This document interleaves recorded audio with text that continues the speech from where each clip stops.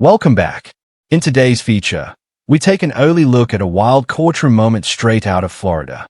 A man tried to argue his case using the so-called private citizen approach, but the judge wasn't having it. With zero patience for disruptive tactics, the judge quickly shut him down and made it clear the court runs on law, not loopholes. Let's dive into the exchange. Come on up.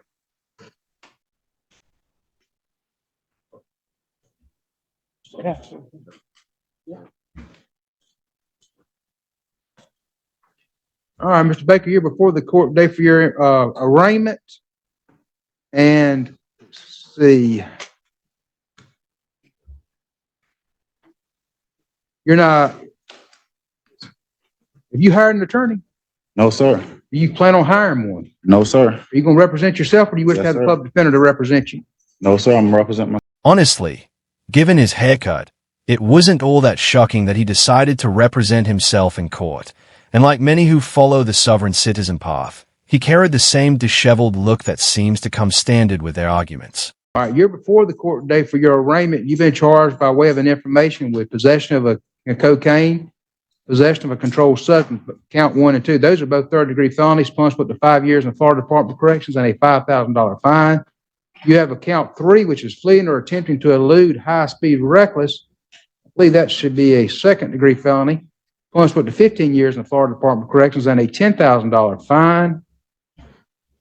Count 4 is driving while licensed, cancel, suspend, or revoke third or subsequent offense. That's a third-degree felony, punishable to 5 years in the Florida Department of Corrections and a $5,000 fine.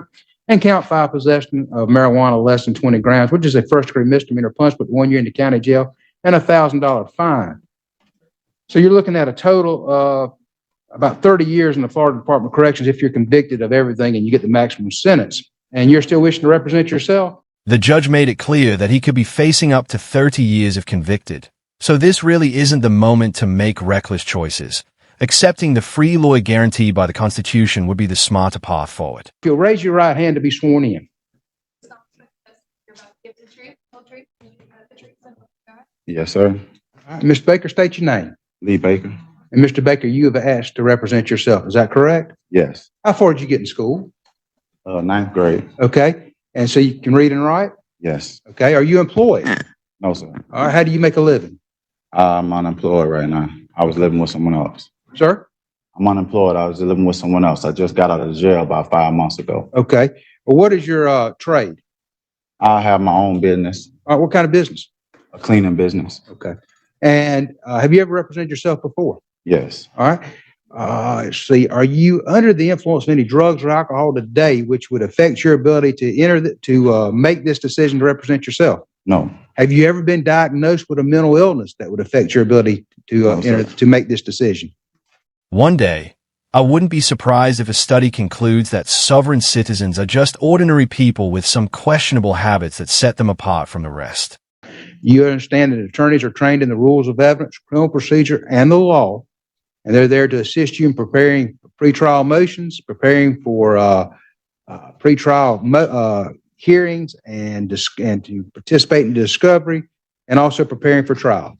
I comprehend that very well. All right, and sir, you understand that if you're representing yourself, you'll be held to that same standard. I comprehend that. All right, and I cannot assist you in any way. The state attorney would not be able to assist you in any way. Is that correct? I comprehend. All right, you still wish to represent yourself? Yes. All right, Madam Clerk, if you'll print out the information, and Deputy Dexter, it's okay if the clerk hands the information to Mr. Baker? All right, Madam Clerk, if you'll do that. Mr. Baker, when you receive that information, I'm going to ask that you enter a plea at this time. I'd like to file 2 motions on the record as well, sir. All right, I want to do your arraignment first. All right.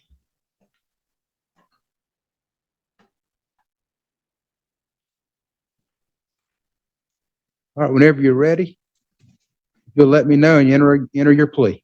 I end up plea of not guilty. Okay. All right, you're filing motions? Yes, sir. I You got have copies for the state. At first, it almost seemed like he might actually know his way around the courtroom. But the moment he started speaking, that impression quickly disappeared. I got a declaratory judgment, and I want to furnish this bond to the clerk. You file it. Go ahead. for my release from the Bay County Jail today. Okay.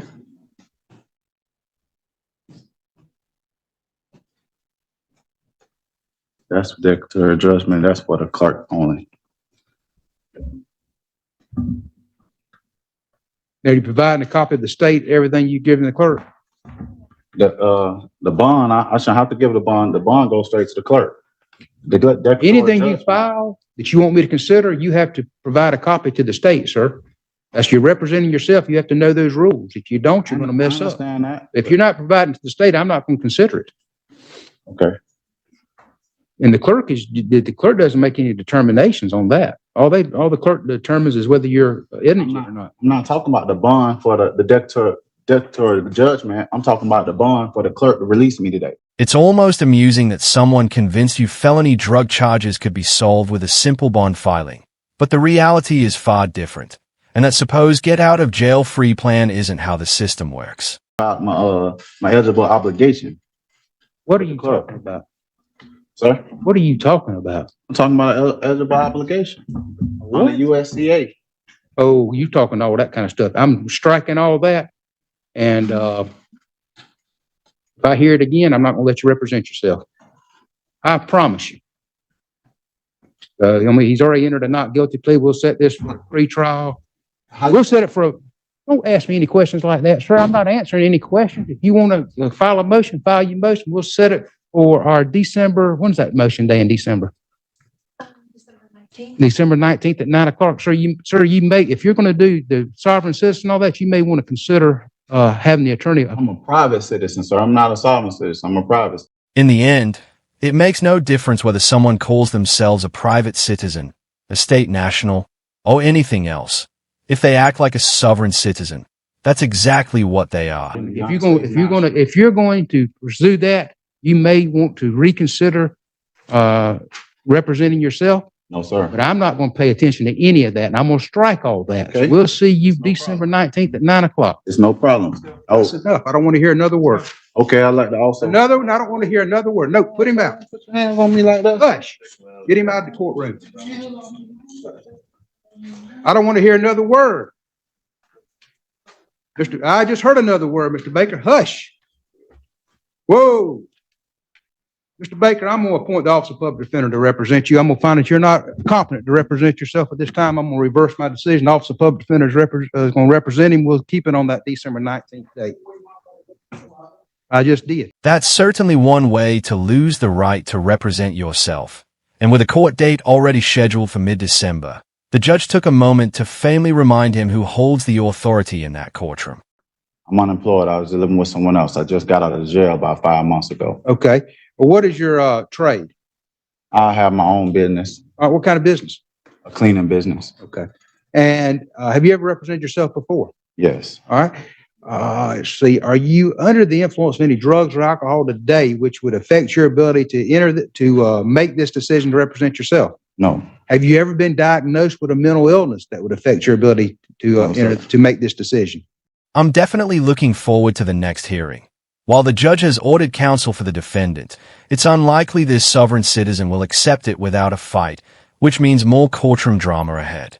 Make sure to like, comment, and subscribe with notifications on so you don't miss what happens next.